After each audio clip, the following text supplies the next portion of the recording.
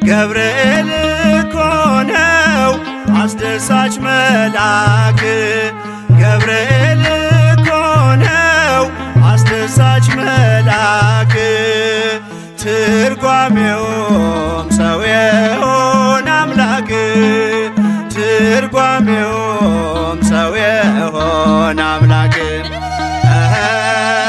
ትርጓሜውም ሰው የሆነ አምላክ ትርጓሜውም ሰው የሆነ አምላክ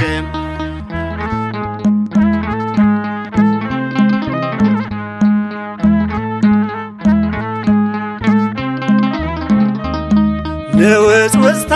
ሲሆን አለመረጋጋት ማዕበሉ ሲያይል ሲበረታ ክህደት አምላክን ጠብቁት ብሎ የሰበከው ባለንበት እንቆም ያለው